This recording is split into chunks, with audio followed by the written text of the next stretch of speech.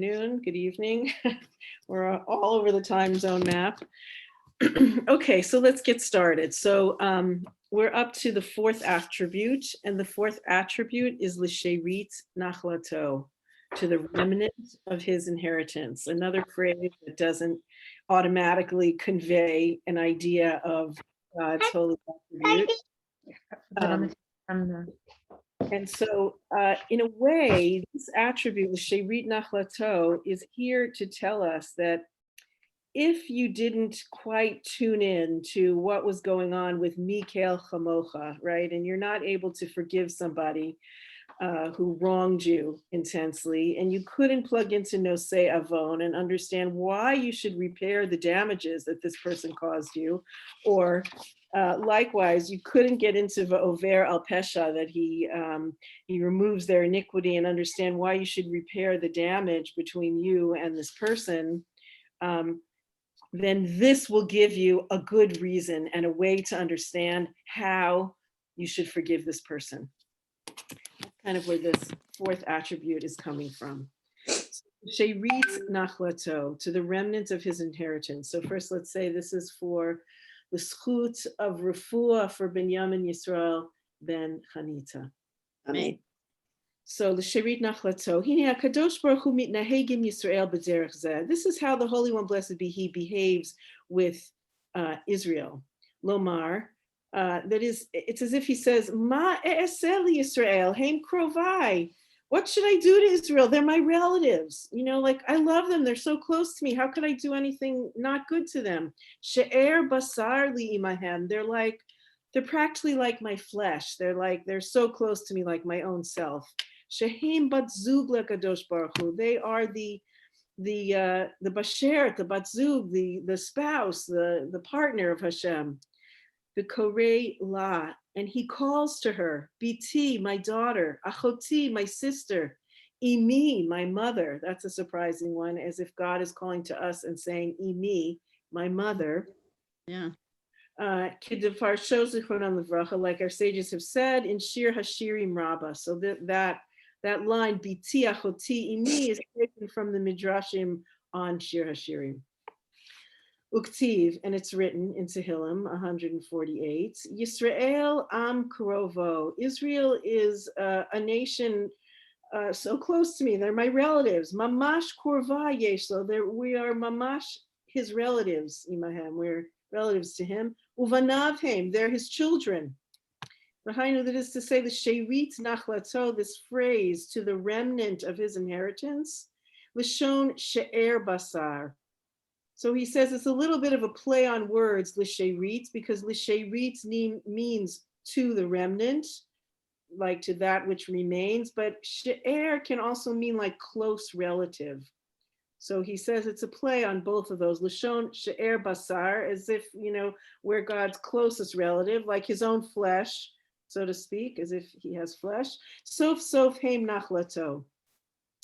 And in the end, we're also his inheritance, which is also a funny way to think about it. We inherit God, so to speak, that of course we are the inheritors of God's Torah way of life in this world. That you certainly can understand. Uma omer. And what does Hashem say?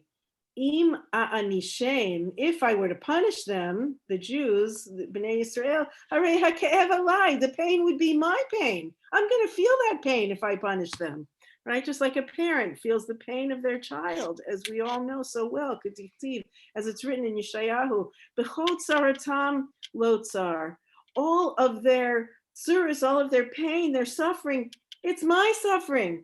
To him, we're talking in the third person, but it's my suffering. It's as if God is saying that. However, he says, Ketiv be'elef. But in that place, in Yeshayahu, that lo, the word lo, is written actually with an aleph, not lamed vav, but lamed aleph, almost like lit aleph to the one. Lomar shetza'aram magia lepela ha'elyon. It's as if he's saying that their tsa'ar, their pain, their suffering reaches all the way to the like supernal heights, pela le'elyon, the wonder of the supernal above. B'chol shekain l'du partsufin, and all the more so to the two partsufin, Kabbalistic term we're going to leave untranslated for the moment, literally the two faces. Shebahen ikar ha'hanhaga, that's the place, this place of du partsufin, that's the place that runs the world. That's the place where everything is happening, is taking place up there. That's how God runs the world. The Karinon Bivav, but nonetheless, we read it when we read Yeshayahu lo with the Vav, lo tsar, that the tsar is to him. He's feeling that tsar. So either we understand, so we have a lot of double entendres here, or play on words. The shelayma, we have the to the remnant, and she'er, like, so close like your own flesh. And we have this lo to God the Most High and to him. Uktiv, and it's written in Shoftim, in Judges, v'tiktsar nafsho be'amal Yisrael. Like as if his soul like gets tiktsar, gets short, gets like unable to endure the pain, the amal of Israel. L'fisha eno sovel tza'aram uklonam, like he can't stand their sorrow, their trouble, their shame, mipnei shehem she'erit נחלתו, because they are the remnant of his inheritance and like his own flesh, like it's happening to him. You know, sometimes when we suffer for someone else, it's actually more than when we suffer for ourselves. We're feeling that pain more intensely. Kacha adam im chavero. Okay, now we get to the part where we talked about this is how HaShem is with us. Now we get to the part where it says this is how we need to be with HaShem. So too, this is how a person should be with his fellow. Kol Yisrael heim she'er basar elu im elu. Each one of us of Israel, of the children of Israel, are like the close relative of one to another. Mipnei shehanishamot klulot yachad. All of their souls are inter-included in one another. So, you know, like there's this entity that we call the soul of Israel, or Knesset Yisrael, or Shinat Yisroel. When we are united as a group, we are a whole that's much bigger than the sum of its parts. And we even feel this played out in the neshama of each and every one of us, as if we have a piece of the other person inside of us. Yesh bazeh chelek zeh, uvazeh chelek zeh. We have a piece of them, and they have a piece of us in them. Ulechein eino domem merubim ha'osim et hamitzvah. It's a little confusing. And therefore, many doing the mitzvah cannot be compared to the one doing the mitzvah, because they're all interconnected. It's almost saying like even if one does the mitzvah, it's like everyone's doing the mitzvah. But I guess if everyone's doing the mitzvah, each one is doing the mitzvah and including all these other people. So it grows exponentially. And then we have another little confusing piece from Brachos from the Gemara. And therefore, our sages have explained in Brachos in the Gemara 47b, Al Hanimne me asara rishonim beveit ha-Knesset, about the counting of the first 10 who come to the Beit Knesset, that those first 10 are counted, and after that they stop counting. Afilu mea ba'im acharav, even if 100 were to come after them, mikabel schar keneged kulam. It's as if those first 10 receive the reward that belongs to all the 100, because they're already included in the mea mamash kemashma'o. We're deliberately using this number of 100, he says, mipnei she'asara heim kulim elu, because the 10 are included be'elu, each one included in the other. Harei heim eser pamim asara. So it's like 10 times 10. Hey mea, that's 100. V'chol echad mehem kalul mimea. Each one of them is included in the 100. In kain afilu yavo mea. Even if 100 come after them, hu yesh lo schar mea. Each one of them receives the reward of 100. Which is, it's as if they already began receiving that reward even when there were only 10 of them, because those 10 were already equal to 100, 10 times 10. And thus, this is the reason that all of Israel is responsible for one another. And he's quoting again from Gemara,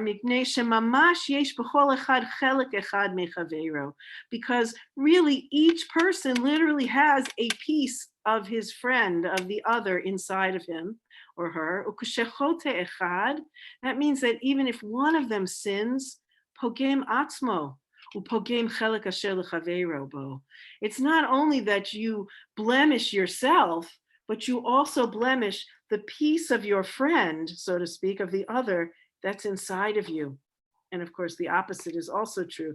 Nimtza mitzad hachelek hahu, it comes out that from the side of this portion of your chavero arev alav, each one is responsible for the other. In kain heim she'er zeh im zeh. And if this is true, then we are like so close, we're just like the other, we're like one flesh. And therefore it's fitting for a person that he should want goodness for his friend, for his other, for the one, his chaver.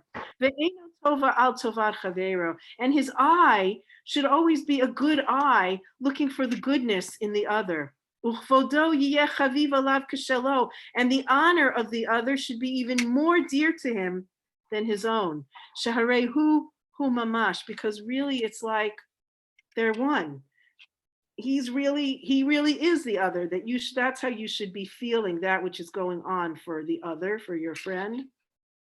And this is the reason why we're commanded in Vayikra, v'ahavta l'reyecha kamocha, that you should love your neighbor as yourself.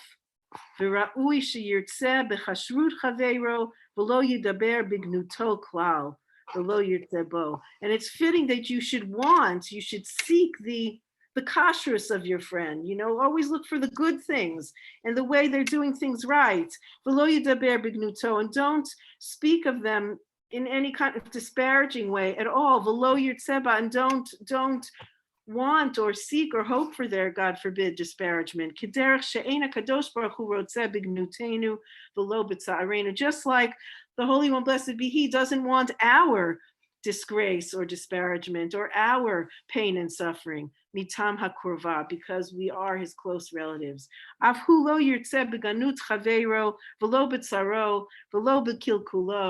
So too, a person should never want the ganut, the disparagement, the disgrace of his friend, nor his suffering, below kilkulo, nor his failure, his demise. And it should be aroused in him. He should be affected as if whatever this other person's going through, the pain that this person is going through, he feels as if he's going through it. Oba ota tova. And the same thing with anything good that's happening for that person, he should also feel like he himself is going through that good. He's rejoicing for the good in the same way. So I think our 10 minutes are up, and there's more to say on this. That is the midah, but I want to give a little bit of an explanation, which maybe I'll do that tomorrow in order to keep to the 10 minutes, and then that way we can say the Tehillim now, and then we'll move on. So I'm just going to grab my Tehillim too, and Carol is here, so she can also lead us in the saying of, you're going to start with Psalm 20, correct? How about I say 20, and then we can stop the video, and I'll say 119. Other people don't have to say it. I mean, I'll just say it. If other people want to say it, is there a reason? Yes, they can, but it takes a long time, and it's just Binyamin Yisroel Krasatan. Okay. Right. Okay. Okay. So I'll say 20. Okay. Okay. Lamnate mizmor David. Yanecha Adonai b'yom tzara yisagevecha. Shem Elohei Yaakov yishlach ezracha mikodesh u'mitzion yisadecha. Yizkor kol minchosecha ve'olasecha yedashne salah. Yitain lecha kevavecha v'kol asasecha yimalei. Neranana v'yeshuasecha u'v'shem Eloheinu nigol yimalei. Adonai kol mish'alosecha. Ata yadati ki hoshia Adonai mishiho yahanehu. Mishme kadsho bigoro yesha yimino ele vareka ve'ele vasusi va'anachnu b'shem Adonai Eloheinu naskir hima kara'u v'nifalu ve'anachnu kamnu v'nitodad Adonai Hoshea HaMelech Yaninu v'yam karinu. Okay, so we'll continue tomorrow with this attribute with a deeper or with a further explanation or elaboration of this attribute. Try to make it more understandable for all of us. Okay. Okay. Thank you so much. Okay, thank Bye. you. Bye. Bye.